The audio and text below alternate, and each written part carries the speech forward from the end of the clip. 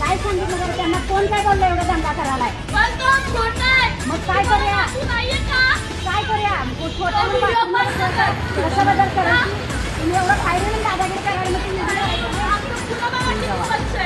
असू दे. आमच्या मागची साईड फक्त कचऱ्यासाठी यूज केली जात आहे. शनिवार वाड्यातल्या प्रत्येक मागची साईडला हीच कचऱ्याची अवस्था झालेली आहे.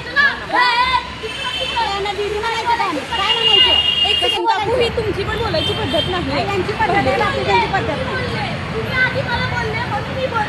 अरे पण तुम्हाला बाथरूमला करायला द्यायचं का तिथं? मग तुम्ही चांगलं का? सिविक सेन्स नावाची गोष्ट आहे काकू तुम्हाला. अहो पण सांगितलं काय त्यांना? त्यांना काय म्हणून सांगायला पाहिजे?